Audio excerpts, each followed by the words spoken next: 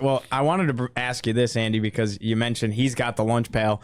What does that mean exactly? Like, does he bring it home with him? Does it stay in his locker? He carries it out to practice, sure, but like, what does it mean to be the keeper of the lunch pail? Because I don't know if everybody in the fan base completely knows, and I don't know if we know. Yeah, I think he carries it home, right? I would think so. Yeah, I think they take it with them all the time, or at least keep it in a safe place when they're at class or whatever. I guess they're not in class at this point, but yeah, they're the keeper of the pail. They hold it, and that's a very cherished thing in the program. So bring it out to the practice field. Everybody knows he has it. It's a big deal when they bestow this honor on them at a practice, a meeting before a practice or something like that. So, I mean, we've talked to some guys in the past. They've sort of gotten emotional about it. Like, oh, I've always wanted to be the guy to carry that thing. So to do it, it's a big deal.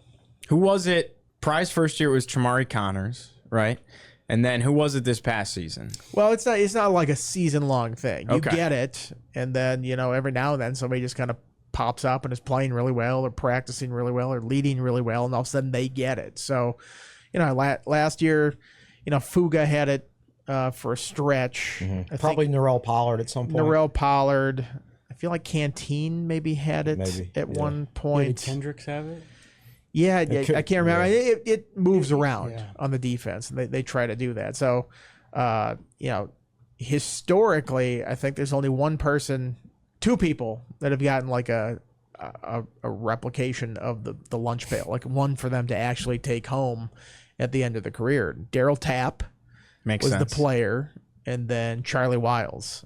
And, Bud presented him with a lunch pail after he ended up leaving Virginia Tech and finding the opportunity at NC State, but he does have a lunch pail. So those are the two guys I believe that have a copy of it. What is the story, Chris? What's inside the lunch pail?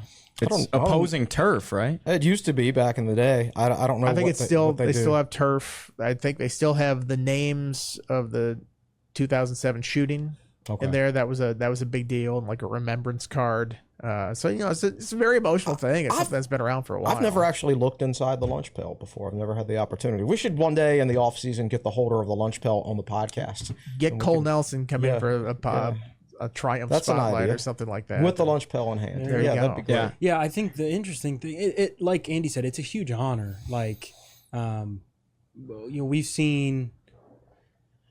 I mean, God, you remember they took the lunch pail away at some point a couple years ago. And then it was a huge thing when Brent Pry brought it back. It was Fuentes last year. They took it away because they said they hadn't like played up to the standard of the defense. Well, no, Pry did that, I believe.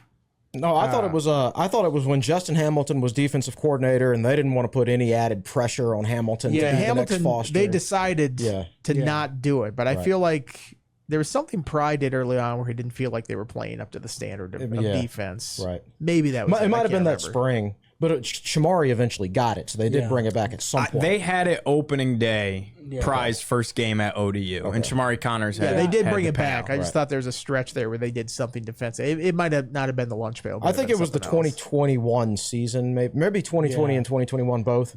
But yeah, it was basically revolved around Justin Foster retiring and Hamilton replacing him. And I think the idea was let's not try to put too much pressure on Justin Hamilton, a very young, inexperienced defensive coordinator, to replace Bud Foster. Yeah, I think one of the interesting things, Gio, though, is like the lunch pail has kind of symbolized this Virginia Tech defense for so long. When you had the iconic defenses in the 90s and the 2000s, I mean, that's kind of just the mentality they played with. And now you get to this point where you look at the coaching staff, and J.C. Price and Pearson Perello are both former players. Even some of the other staff members, Xavier Deeby, Jerron Gavea-Winslow, Cam Phillips. Some of those, and Phillips was obviously on the offensive side of the ball, but there are guys on staff who understands what it means. Brent Pry understands what it means. He was around as a GA.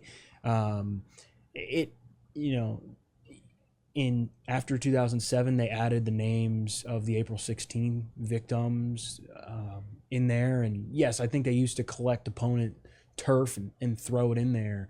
I don't know if that's still a thing, but it kind of symbolizes what the Virginia Tech defense stands for, and it's a huge honor. And it's interesting, like kind of kind of hops around. But if you talk to any of those guys and, individual goals, a lot of them will say, hey, yeah, I want to carry the lunch pail. I remember talking to Dorian Strong, I think at some point last year, and he's like, I want to have the lunch pail at some point, right? Because they know how much it means from a leadership standpoint, and they know how much respect they gain when they have it in their possession. Lunch pail trivia. It's always associated with Bud Foster. Bud Foster did not come up with the lunch pail. In 1995, he was co-defensive coordinator. Helmation? Well, no, with Rod Sharpless. Oh. Who actually found the lunch pail. He found the lunch pail, Or his brought it mom to did. practice. I think his he mom got it from found his it like mom. Yeah, brought it to practice. garage sale or Thought it'd be a good idea. So he introduced it to the program, and then after that season, he bounced for Rutgers. That was back when Rutgers and Virginia Tech, it wasn't a huge difference in terms of stature, but I think he got like the full-time defensive coordinator job at Rutgers instead of just But anyway, but yeah, Rod Sharpless introduced the lunch pail to Virginia Tech, and then Foster took over the defense completely the next year, and made it his after that.